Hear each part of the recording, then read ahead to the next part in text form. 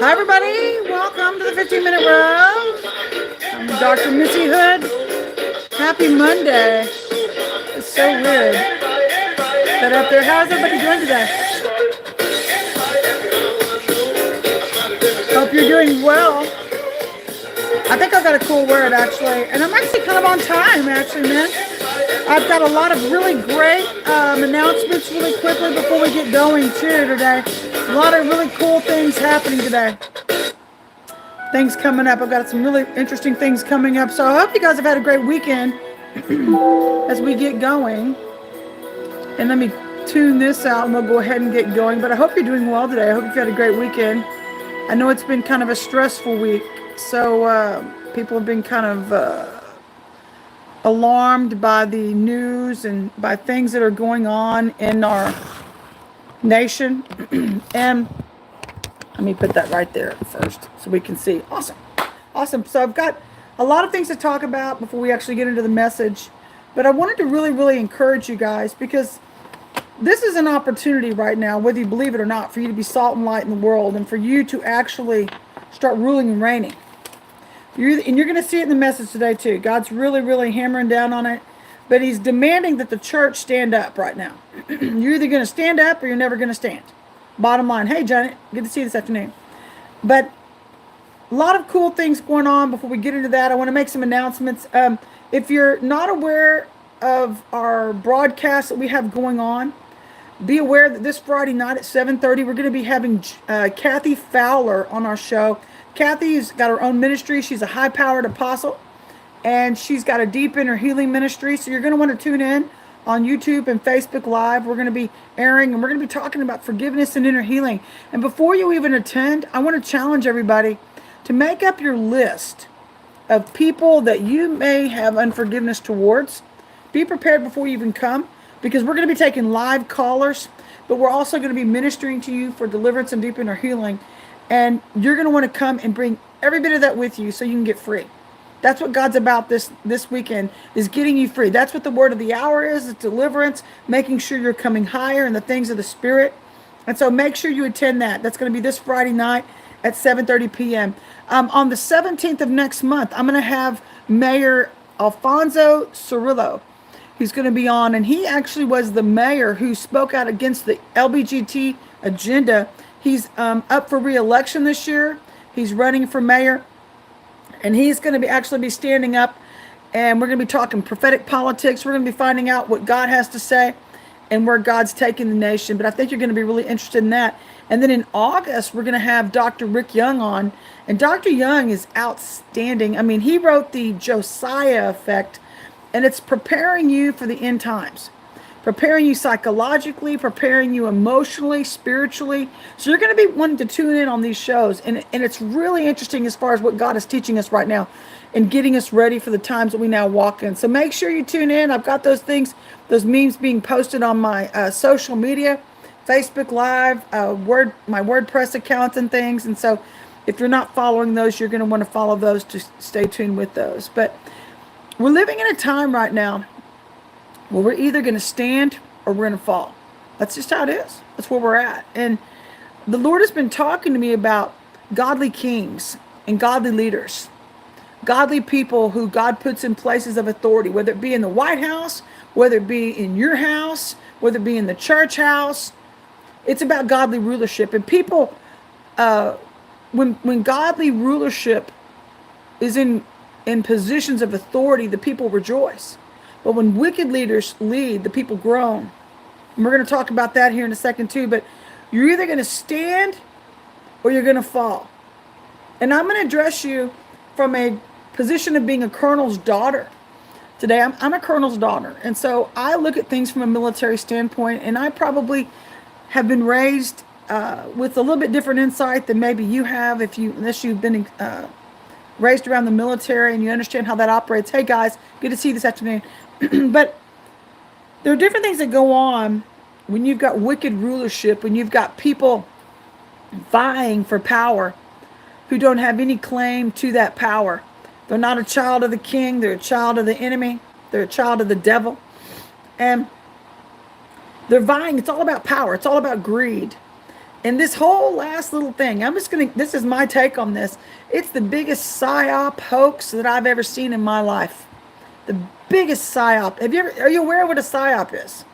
A psyop is a psychological operation conducted by the deep state. We're going to say it like it is, where they make you think things that are going on that aren't even going on to create civil unrest, to create civil disobedience. What have we been seeing the last 9 days? What have we been seeing? And how do they do that? They do it through the media.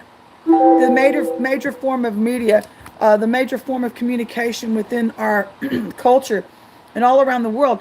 And there are other things that I want to point out before I get into this message is that, and it didn't make any sense to me either, which I knew it just made it more so true that it was a psyop operation, because why in the world would Europe ever be concerned with an incident concerning a man who was basically nobody? He'd been in and out of jail.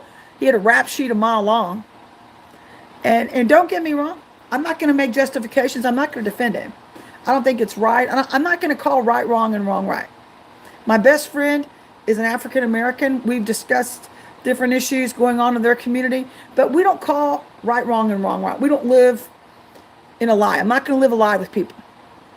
And so to try to make somebody a hero who's no more the hero than the man in the moon, who held an innocent pregnant woman at gunpoint and pointed a gun at her stomach when he was robbing her with about 5 other men. He was in the day, what the news didn't tell you is that day that was happening was that he was high on methanol. I think that fentanyl. He was high on fentanyl, out of his mind high. And he was just kind of walking around talking things out of his mind. And so the police stopped him, and then a bag of cocaine fell out of his pocket. But the media didn't show you that. And so all this eruption and all of this looting and all of this garbage for the things that your forefathers fought for is absolutely appalling to me. Your forefathers stood for Christ. Your forefathers knew the Lord, if you knew the Lord in your time. But they had an honor and a nobility about them, and they stood for righteousness. I will not agree with this big hoax and this big lie. I'm not going to do that. So that's what part of today's message is about. Are there cracks in your kingdom? Are you following godly rulers? Are you following godly kings? And because I'm even disappointed in some in the church right now who have lowered their standards just to appease a minority of people. And it's not about a culture, because there actually was a culture within this grouping that had a legitimate concern, and they were infiltrated by Antifa. So that's the looters and all the people that went ape crazy, and who are being used, and they're expendable to the globalists, by the way. I just want to put this message out today for Antifa and Black Lives Matter. Do you realize that in Germany's day, in Russia's day, they raised up a group that evolved into your name, Antifa's name. Germany especially, called the Brown Shirts, and then evolved into Antifa. But do you also realize that your group was expendable to the globalists? They're expendable. They were expendable to Germany, into the KGB in Russia, who used the same groups. Because those people, they could count on those people to rise up and create civil unrest. But when those people, when they got the leaders, the wicked leaders, into power, that they wanted in power, then they took all those people out, because they knew that if they could create civil unrest in those countries for their own wicked purposes, then they could rise up against those wicked leaders. So you're expendable. You've just been used. You've just been punked by the globalist. Congratulations. And you've torn up your cities, to which all of you get to pay for through taxation. And so now a lot of those business owners aren't going to come back. They're going to go on to other places, because they don't want to put up with this crap anymore. And I don't blame them. I don't blame them. So if that doesn't make you angry, that's not what this message is about, but it makes me very angry, and I have a very righteous anger over it. So let's start finding out the facts before you start reacting to things, because the people that I'm seeing protesting on the street corners and whatnot, I'm thinking, you big fool. You're protesting you're an idiot. You're protesting you're being used by the globalists who are promoting an evil agenda against you in the future. Against you in the future. And you just messed up part of your future because now you're probably going to get taxed in other areas and have to pay for it in another way. And it's not fair to do that to innocent people who didn't participate. So we're going to move into 1 Kings 2, 1 through 3. And it's talking about, and before I get into it too, it was interesting because I didn't know God was moving me this way, but God had me watching this Netflix show about King Charles, actually. And I'm not into all that. I love history. I've traveled all over the world. And so I really enjoy learning about different aspects, different cultures, and different things that God does through cultures. And it's just fascinating to me to learn about, how these leaders ruled and reigned, because some of them were good leaders, some of them were very unethical leaders, very ungodly leaders. And so King Charles lived back in the 1400s, and he was actually a very practical leader. He was very loyal. He was very honest. He was very forthright with his family, what he expected from his own family. He had mistresses. That was the thing in that time. But he was very honest even with them. He said, this is what we do, da da da da. And you don't get claim to the throne. I'm sorry. They had illegitimate children together. They don't have any claim to the throne. He knew who he was. But he was very fair. Very, very fair. And I believe this came because he was actually, his dad had ruled before him, and his dad had been deposed by Parliament, actually had been executed by Parliament. And he was held prisoner underneath the platform that his dad was standing on when he was executed. So he had to watch his father get killed. And I believe this young man learned from an early age that it was important how you rule. It was important how you lead. And it was important even for those who had access to leadership, those who followed leadership, and who they promoted, who they stood for. What do you stand for? Do you stand for truth, or you stand for a lie? Do you stand for your version of truth, or are you just going to follow the masses like a sheeple and just kind of walk headlong into destruction? What do you stand for? Because what I've seen go on, and I'm not going to go off into this anymore after this comment, but what I've seen the last 9 days are a whole echelon of people ranging from Hollywood to various cultures to the lower elect. And by the way, the globalists targeted the Democratic Party to kind of piggyback right on, if you will, because that was the lowest educated part of our society. They were not aware of the doublespeak that politicians use when they speak to you through the media. They don't understand when they're being manipulated through political talk and made promises to that are never followed up on. They don't understand, and I'm not trying to be disrespectful by saying this, but it's the truth. People don't always understand the lingo that's utilized when you're a public speaker to get your point across and to get your way. They want their way. They want an evil agenda. So their agenda is to push an ungodly platform and manipulate the masses, especially the less educated. So what did? They infiltrated our education mountain, and they talked universities into only hiring fascist or socialist type professors, to where our most vulnerable minds have been exposed to this type of garbage. This garbage. When our forefathers fought so hard for godliness, so hard for righteousness. We stood for so long against other countries' tyranny, against their innocent populations. What did we fight in World War II for? My grandfather was used to storm the beaches of Normandy. I come from a long line of military. So I refuse to accept this lie and walk off this lie and this big hoax with all these people. And I'm definitely not going to be used to make a hero out of somebody who was a thug. I'm not. So King Charles didn't either. And actually he had the opportunity And he did, actually. He did. He had the men, when he was rightfully put back into power, he waited for his moment. And he was placed back into power after Oliver Cromwell was executed. So he and his house got their rightful positions of authority back. So he held the people accountable for the wrongful death of his father. And then he started to rule correctly. He was ruling and reigning with Christ. And he put God above all else, by the way. If you haven't checked out that, it's on Netflix. And it's got some unseemly scenes in it, so you may want to fast forward through it. But the history, the content, and the historical content within it is phenomenal. It's about 4 episodes long, but it's worth the watch. And it's about godly rulership and how, he did what was right despite what it cost him.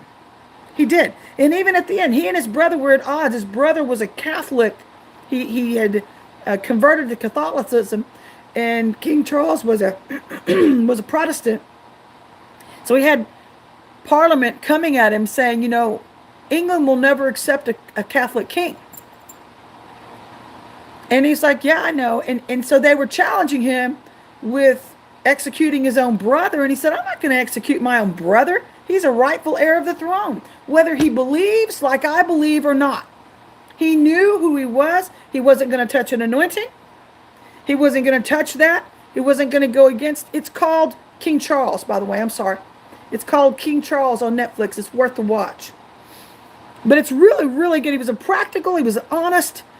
And he was very truth-oriented in all of his dealings. And what was so phenomenal about him was that at the end of his life, at the very last part of his reign, he was walking with William the Conqueror. Now, if you don't know history, William the Conqueror was the ruler after his own brother, after King Charles's brother would come into power. That would be after King Charles.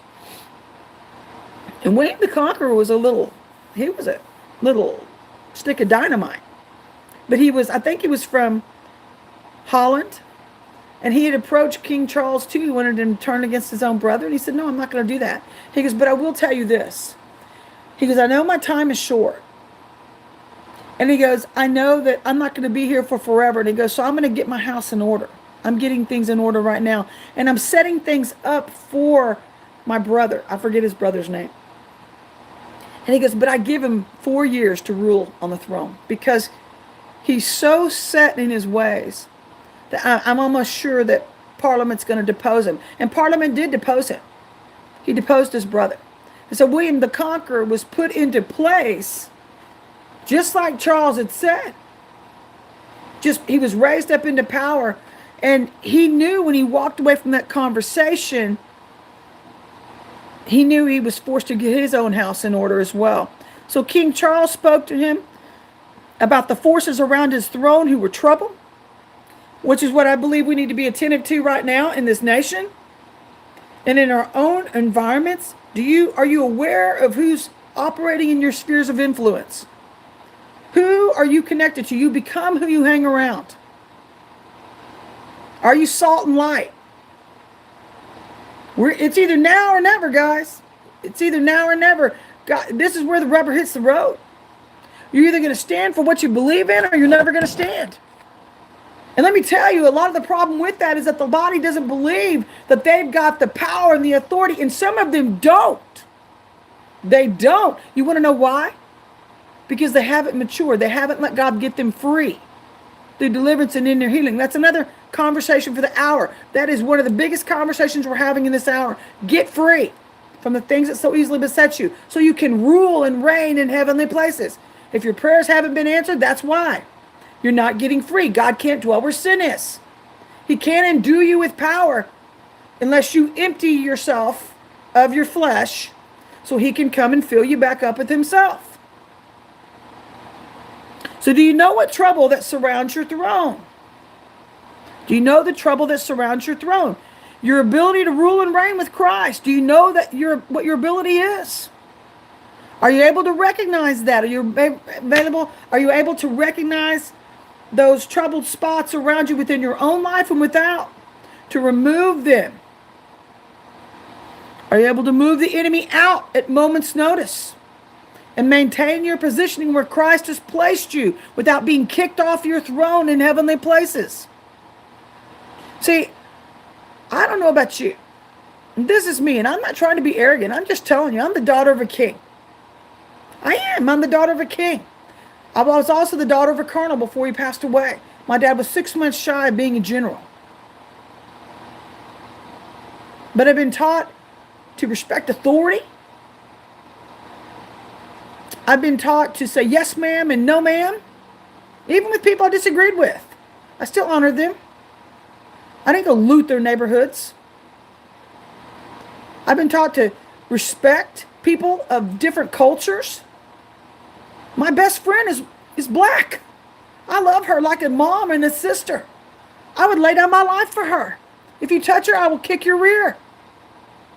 I hope she's watching this. I love her deeply. But don't you let me catch you saying anything about her. So I'm not worried about your earth suit, is what I'm trying to say. And I was having a discussion yesterday. I'm going to get back into this in a second. I'm having a real touchy conversation about real cultural issues real quick. I think the majority of our population in America is so much more worried about their earth suit than the rest of us are. I don't even have time to worry about it. I want to know your heart. Are you who you say you are? And that's where we're going back into the conversation. If you're not who you say you are and the numbers can drop, I don't care. I don't care. People don't like the truth. I'm going to speak the truth to you. And it's about time we had a truthful conversation.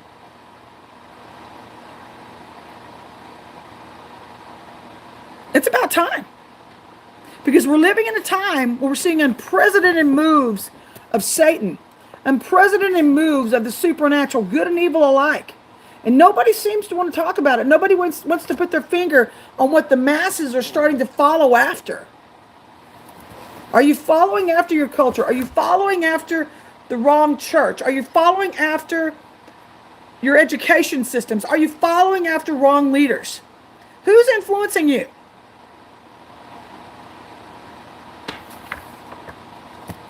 You know what I love? I think that we would be the most boring society on earth if we were just all one culture. I believe that God gave us an opportunity when we left England to become multicultural, to become the melting pot of the world, to prove to the world that we could do anything through Christ, through love, anything. And that we were under one banner only. Do you know that Jesus doesn't carry a banner? The only banner he carries is love. For those of you who carry your Baptist banners or your Methodist banners or your cultural banners or your educational banners or your political banners, I can't give a rip. Who cares? If you're carrying another banner outside of love, you're carrying the wrong one. The wrong one. The only one Jesus carried was love. Thou shalt not have any other God but me. And you need to start putting your other idols down. Those are idols. So we need to know what moves we're following after and how much influence they have on our lives. And those that are ruling, those of you that are learning to rule in heavenly places, you're going to have to start knowing who you are and whose you are. Because we're playing the biggest game of chess, like the biggest game of chess that we've ever played right now. But you need to remember one thing before I say anything else too, guys, is that even when the devil's got you thinking it's game over, because I've been sensing a lot of fear in the atmosphere too. A lot of people are like, oh my God, what's going to happen? What's going to happen? Well, what are you going to do? Are you going to hit your knees? Are you going to stand up in your authority in Christ? Are you going to rule and reign over this crap in heavenly places? Because the king will always have one more move. That's how chess is played. If you're a great chess player. And right now we're playing it like never before. And there are times in our life, you know, guys, we're going to be forced to make choices for righteousness' sake. To position ourselves for power. I don't know about you, but my grandfather didn't die. He didn't fight in vain. He didn't.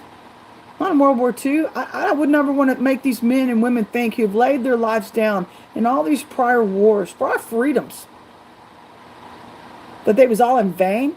So a bunch of little punks can run around and they can loot and tear down the businesses and things that other people have worked so hard to establish. How dare you? How dare you make fools of themselves? And it's embarrassing. I had a confrontation with one of them last week on our street corners. I said, you're being used by globalists. I want you to know you are being used by globalists to destroy our nation, and you're too foolish to even know that's who's using you for their own evil agenda. And the young girl looked at me and was like, this moment.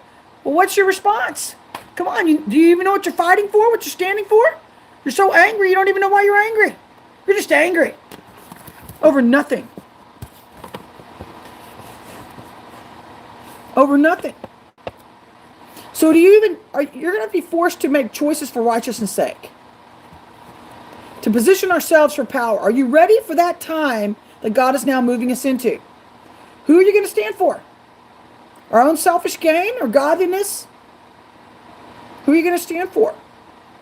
No matter what the cost. King David had this choice as well. This is where we're moving into the message. He too was facing imminent death, and he knew his time was near. When generations pass, because we've got a lot of godly people right now in authority, but I really, really believe that some of them are the last of the Mohicans. And we've got to endue this next generation with power.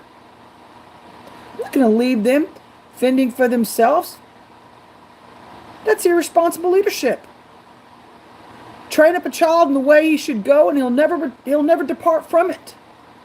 I've been trying to train up my nieces and my nephews. They won't listen to me. But one day they will. Because everybody thinks in their 20s and early teens that they know everything. Until they're faced with a crisis. And they have to reevaluate things. I've been doing impartations to them for over 20 years. Because I could see 25 years ago what was coming now. And I've gotten kickback from leadership in church for 20 years because I could see way back when what was coming. David saw this, and he was willing to pay the price to serve a holy God in order to have the holy blessings of heaven, in order to stand in power and authority. David knew his time was near. He was getting his house in order. So he prepared the next generation for the things that he knew they would face. But before he died, he gave Solomon wise counsel about the men who are a threat to the throne. At this time, David had learned how to rule correctly from all the mistakes of the past. And it's always good to know where the enemy's hiding. And David knew that because he'd served his generation very, very well. When you know that your nation has been promised a godly heritage, how well do you confront demons that stand against that righteousness? How well do you confront unrighteousness? Are you going to stand with your head in the ground like an ostrich? Or are you going to stand for righteousness? There's nothing to fear. I'm telling you, if you value your life more than you value the cross, with all love and respect, you're not worthy of carrying the banner of love. Greater loveth no man than the one who lays life down for a friend. I know one who laid his life down for me on the cross. And when you put righteousness so high, you won't compromise. It's like, yeah, you want to go out. I'm telling you, half the people in this that have been trained up with all this Antifa garbage and all this mess, they ran when some of the righteous people started rising up. Do you realize that God says God can use whatever method he wants to stand up against unrighteousness? He used hell's angels to stand up against Antifa in California. He will use the most unseemly people. God loved these people because that's righteous. Believe it or not, although the vessel may not look or act like I would prefer them act, but they stood for righteousness. And then when these guys in Philly started coming down the And I'm not even going to make excuses. I'm going to tell you.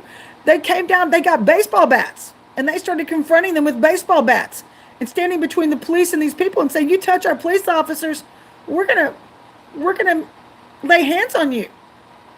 And that's righteousness, believe it or not. I'm probably making a lot of pastors cringe right now. They're probably thinking, oh my God, I can't believe she's saying this stuff. I can't believe you're not. Stand for something. Quit standing for religion and being so concerned about your pocketbook. You're afraid you're going to lose your parishioners. You've got to stand at some point, or you never will. You won't. There was a time when David was ruling and reigning, and he'd already put his son into power. Solomon was in power. And so the torch had already been passed to the next generation. So Solomon knew who he was. Solomon knew whose he was. Okay? He wasn't foolish, but his mom was almost duped. And so we've got to be careful about who we surround ourselves with. Are we surrounded by wise counsel? Because Bathsheba loved her son. She loved David, and she was very faithful. She was a loyal wife, believe it or not, even though they came about it in the wrong way. And there was another son that David had fathered who was from a concubine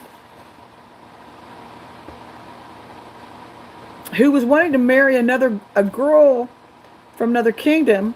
But by doing so, Solomon would have had to have made them legitimate in his kingdom, which could have placed his kingdom in the threat of being lost. He would have lost it. So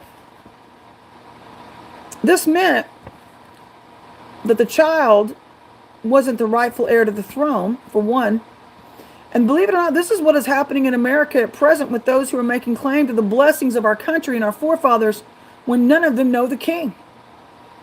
This is exactly what's happening. They aren't even related. Yet they want the blessings that our forefathers sacrificed and fought for, that they served and died for. And I say absolutely not. Their father is the devil, and they act like him. They live like him, therefore they have no rightful inheritance. The question is, when are Christians going to begin warring against this mess? So you're either who God says you are, or you're living the biggest lie that has ever been known to man. At some point in time, you're going to have to pick up your sword, and you're going to have to hit your knees and start praying and know whose you are and who you are.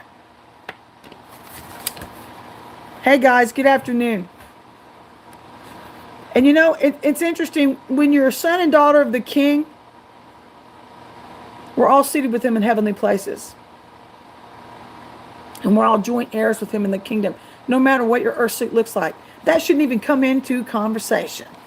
That's such a pointless part of the conversation. And it's an old dialogue. It's an old dialogue. But I happen to believe that we have the power through him that seats us right beside him. And if Jesus told his disciples when he left, when I leave, you're going to even do greater exploits than me, that means you can too. You that are listening, you can do that. Because of that power. And the Lord's saying in this hour, get into your seat, Christian, and keep your butt planted. Quit getting up off your positioning and allowing the devil and others to steal your blessings and unseat you. Because your fear unseats you. Your fear of confrontation unseats you. Your fear of man unseats you. Fear of what will others think if I say this will unseat you. You're either who you are and you know whose you are, or you're not. It's two simple choices. Bathsheba almost unseated her own son because of her own negligence. She was almost duped into giving the kingdom away until Solomon confronted her with truth. He knew that when Adonishai, that was his brother, wanted to marry the girl from Shunem, would have given wrong claim to his throne. It was an act of illegitimacy. These people that are challenging our truth right now are illegitimate. They're not even rightful heirs to the throne. So Solomon was having none of it. And he knew that he was the rightful heir. So he fought back against all defiers of the crown, against all those who thought they had a right to the blessings of God without even knowing our God. This is the same fight, believe it or not, that the movie I was talking to you about, King Charles had accepted at his own father's wrongful death. He was determined to stand up against tyranny at all cost, even the cost of his own life. And you know what he ended up doing? God is so good, because he really sought God. King Charles sought God. I'm going to get back to David in a second, or Solomon in a second. King Charles sought the Lord as to a strategy, because at this moment in his history, even his own best friend was trying to usurp his authority and trying to betray him. And he sought the Lord, and the Lord told him, dismantle Parliament. Send it packing. They can't dethrone you and come against you if it's just you and me. And you know what? If it's just you and me and God are a majority. I don't know about you. I've been serving the Lord, just me and God, for the last 30 years. Against a lot of different people who rose up through religion, and they rose up through lies, and they rose up in my family, and they rose up all around me through Jezebel and Ahab in jobs. And guess what? Every single time, God won. Every single time, when I got my butt out of his way. And I stayed seated beside him in heavenly places. Jezebel reared its head, tried to unlawfully fire me in a job, and God said, I've seated you here. I gave you this job. You're not leaving until I'm determined to move you. And I didn't. I watched this hellacious storm go on around me in the spirit for like 2 years. And I was in the eye of the storm in this peaceful place, watching all this hell unfold around me, while God was just shattering Jezebel's structure and shattering Jezebel's structure. You and God are a majority. What are you so afraid of? Well, Solomon was having none of this, just like King Charles was having none of this. We have to know that those who challenge our rights as sons and daughters of the king, that they're easily defeated. For one, because they don't have the strategy, but for two, because they don't have the king getting their backs. And so there are people in the kingdom right now, and I believe we're all at a crossroads where people in the church are having to face their own hearts and their own selves and realize that those areas where they've fallen short of the glory of God, and they've failed to mature into this rightful position of authority. And they're at the lower sides of the mountain, and they're trying to climb because they're woke now. I don't know about you. Are you woke? They're woke now. When your country's almost under siege, that'll wake up anybody. But for you who have been seated, and for you who have been obedient and following the Lord, for you who have been obedient in this season, you're walking in a peace, I bet you, like nobody else knows. Because you're seated with him in heavenly places. You know you're a son and daughter of the Most High God. And you haven't been defeated because you've been obedient and maturing up through the levels of faith like God called you to do. And the Lord's saying in this hour to those of you on the lower sides of the mountain, come up higher. Come up higher. Get deliverance so that you too can rule and reign in heavenly places. It's the only way to take your seat. So many people were talking about being in contraction point 2, and we're in the throes of it right now. So that's why all this stuff is getting heated up around us, because it's about the clashing of swords. It's about the power position. It's about us expanding in God's ruling and reigning power, the heart of God within us. That's what happens in the month of June and July. He starts expanding himself and creating this pressure on the outside of us through these circumstances. Are you under pressure? Pardon me. Then you're in the right place. You're in the right place, leaders. Doesn't mean you've been displaced if you've been obedient until this point. It means that God's carrying you all the way across. But if you're not getting answers to your prayers, that means it's time to start getting deliverance so that you can start ascending the mountain of God. So you can start ascending in power to where your prayers pack a punch. And believe you me, you mark my word, this is a word from the Lord. We are entering into times. This is the time where the power of God is manifesting all around us right now. And the enemy's he's bringing in his magicians, just like they did in Moses' day. And they're throwing down their staffs. And God's front runners and fivefold ministers are throwing down their staffs, Moses. And we're watching the godly staffs eat up the little bitty magician staffs. The Lord laughs at the devil. What are you so afraid of? Are you afraid of witches and Satanists? Come on. You rule and reign over them. The enemy has no power over you. Luke 10:19, God has given me all power. All power means all. It's not just a fraction of it, it's all. The whole shebang. I got it all. Seated with him in heavenly places. You've heard it for years, but do you believe it?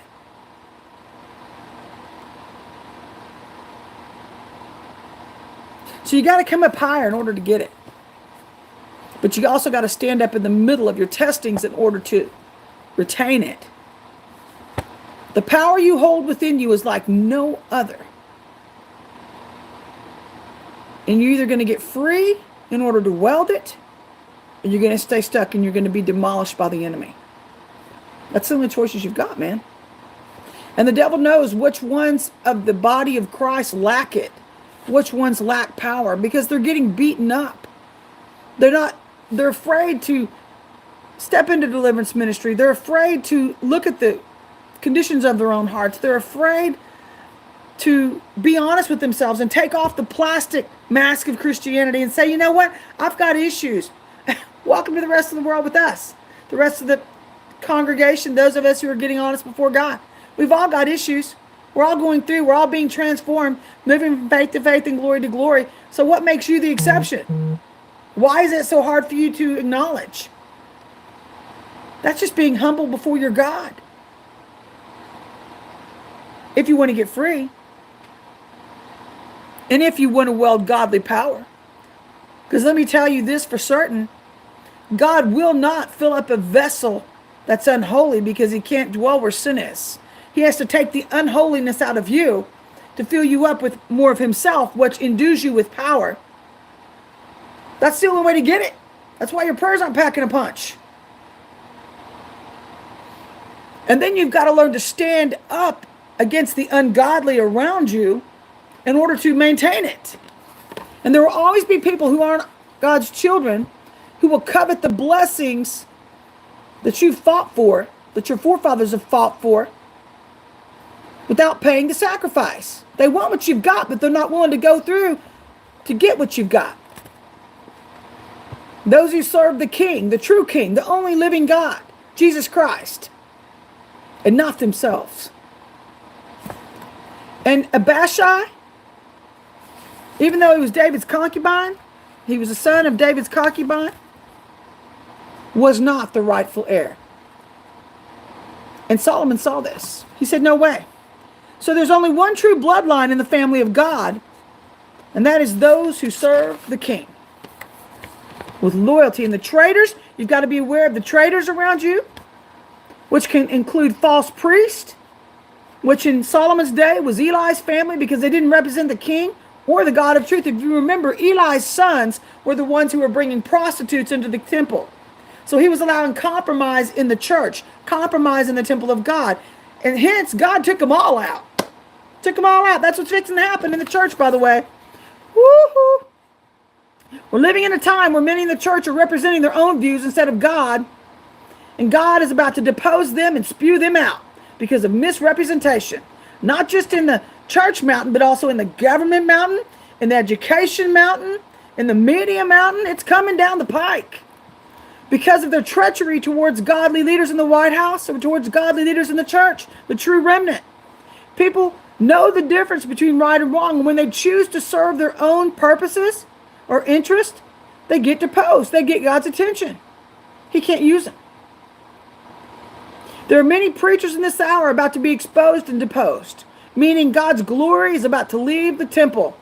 Ichabod is getting ready to be written on the doors of their church houses because of lack of loyalty that they have not had towards the Lord, nor his true remnant, true leaders. We're either going to stand with godly leaders and kings or we fall. Simple as that. Psalms 92 speaks about righteousness and justice being the foundations of God's throne, and these are foundations God will not compromise on. Solomon knew he was anointed by God. He wasn't about to give up any of his rights and privileges given to him because he knew if he did, it meant the loss of his own calling. Are you willing to give up everything that's been given to you? I'm not. I'm not. I'm not. There will always be those challenging our kingdom and country, and it's up to us to hit our knees and accept the fact this is our plight, but also to stand in our authority to keep it intact. Because the greater the calling, especially even of a nation, not just a vessel of a nation, the greater the attacks can become. But greater is he that's in me than he that's in the world. And I will not ever allow any filthy demon to dethrone God on my life, to kick me off my throne, nor should you. You keep your butt planted. And keep the shysters away from your rights and power. You're either going to be who God says you are in this hour, or you're going to give it all away. As for me and my house, we're going to serve the Lord. And by the way, let me preface this conversation before I go any further. I'm wrapping this up. I'm not religious. So if you're religious, you're in the wrong place. I'm not. I'm not a Pharisee. I haven't been born with the bone of religion in my body. I was born free. I was blessed to have been born free. And it's why I see the difference in the church between the truth and the lie and the things that hold the body back. Because people that have been freed from the spirit of religion or haven't ever known it, it's foreign to us. And it's not the true ways of God. It has no power. The only thing religion ever did was to kill an innocent man on a cross. That's the only thing it ever accomplished. As well as destroy a lot of innocent lives because of this false mold it tries to place people into. So I'm not that. But when the godly rule, the people rejoice. And when the wicked rule, they groan. Proverbs 29:2. Acts 5:1-42. Pretending. Barnabas had a gift for exposing those with ill will. When we pretend to be something that we're not, God will spin around on his heels and glare at you. Like Ananias and Sapphira, who had the audacity to come into God's temple and mock the Lord. We know their outcome. And we're fixing to see the outcome of all those mocking the righteousness of God in this hour and his kingly leaders. His true leaders in this house, in church and in government. You will either stand with God or you'll be judged along with those who oppose him. So obeying and dealing with sin in the church results in new power for the church. That's what God's ultimate goal is. So leaders must confront things if they want their congregations to go higher in the spirit. Churches with power in these next few years will make people think twice about joining because of what it will cost them to step into that atmosphere. We're either going to walk in truth or be spewed out by God. The church is now moving into such power that people are going to see our shadows heal those around us. We're walking in the supernatural. And even the unbelievers are seeing it. You don't think people around you are seeing that right now? It's evil supernatural versus godly supernatural. Good against evil. It is in our face. So we're either going to make our decisions or our decisions are going to make us. F.W. Boreham 2020. So saith the Lord. So in wrapping up, wow, we're going a little bit over today. Religious people, false churches, and leaders who will hate us for that power. The Sadducees. And we're either going to obey God or man. But when we have the word of God on our side, then we have nothing to fear. God is looking for loyalty to the crown and nothing else, the crown of Jesus. And there are always going to be those leaders who will attempt to rise up against godly remnant people. So you better have your ducks in a row and be ready to stand against the diatribe, because it's all based in flesh. And if you know you've been sent by God based on Acts 5:39, then God will help you to stand. And these people fighting against you will be fighting God, not you. So sometimes in the name of God, we're going to have to suffer dishonor, although it's not right, at the hands of unrighteous people. But if you stand, God will lift you up in due season. That's what's happening right now. That's what's happening to many of you right now. You just come out of a season of dishonor. You have people falsely accusing you of things you didn't do. And now God is fighting. He's been fighting with you the whole way. He's been fighting for you the whole way. The Lord says, how will they know that you're representing the real deal? By his love. By Jesus' love in you. That's the new weapon of the hour, and it should have always been the weapon. But so many have gotten into the flesh in the church that the church has gotten stagnant. But it's time to get your power back, guys. It's time to get your power back. It's time to get back in the power position of love. The next topic is hesitating. Avoiding the truth will allow Satan to move in. So we must confront the lies, even on social media, lest we lose our salt and light. We're going to move into Psalms 125, 1 through 5, about trusting in the Lord, meaning which gives us security and stability. Jerusalem was a mighty fortress, and its people knew that they were safe in the Lord's care. They knew God was sovereign, and they knew he held the righteous scepter in their world. And the Lord's telling you today, you're not defeated because of Christ in you. The Lord in you will endure forever, and so will his people, because God surrounds us. Sanctity is another trait of serving the Lord. When we walk by faith, we avoid the dangerous detours that others find so that we might be submitted, which leads to living separated, because faith without works is dead. We're going to wrap up with Proverbs 16:25. There's a way that appears right to a man, but its end is death. Who are you following today? Who are you following? Who are you listening to? Who are you letting mind mold you? Who are you allowing to shape your knowledge of truth? Who are you allowing? Because I'm telling you, the traitors are everywhere in this day and time. The Spirit will bear witness with the Spirit. If someone's truly walking in the truth of the Lord, that Spirit of God in them will bear witness with the Spirit of God in you. And you'll become iron sharpening iron.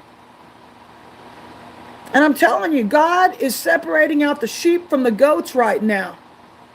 You got to get out of your earth suit. If you're a part of God's kingdom and you're a part of his family, you're going to quit looking at people's earth suit. You're going to start looking at their heart. And I don't know about you, but my friends are of every culture. And I don't look at their earth suit when I hang out with them. I hang out with them because of their heart. I just enjoy their company. Matter of fact, that's the farthest thing from my mind when I'm relating with them. It's like, why would you bring that up? How ridiculous. Why would you bring your race up? I'm not here because of your color of your pigment. I'm here because I love your heart. And if people that are always giving, let me just say this too. People that are always giving lip service to racism being around them, there's an old adage that I was raised with. It's called, the skunk is the finder and the stink's behind her. It's always been a truth in my world. People that are always crying foul are usually the people with the problem. And it's a false ideology. It gives them lip service to live their lie. And I'm not going to live your lie with you. You can cry foul all you want, but I'm not living your lie with you anymore. If you're encouraged today, guys, I hope you walk away encouraged, but I hope you walk away inspired to stand up for truth and righteousness. But if you like the message, we're here on every Monday about 1 to 1:30. We rev you up for the week, and then we rev you up for the weekend on Fridays around the same time. We also give you the compass on Wednesday. But definitely consider hitting the subscribe button in your upper right-hand corner. Consider sharing this message so we can get the word out. But we definitely want to encourage you guys, keep standing. We're moving you through contraction point 2. You're doing fine. You're doing just fine. For those of you who are standing. And don't forget, this Friday night, we're having Kathy Fowler on our show. She's going to be preaching on forgiveness in deep Deliverance. So you're going to want to attend that on Facebook, YouTube Live.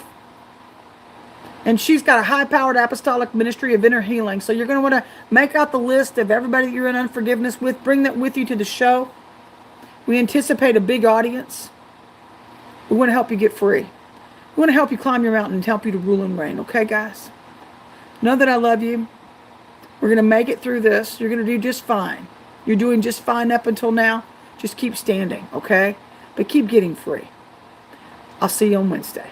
Bye-bye.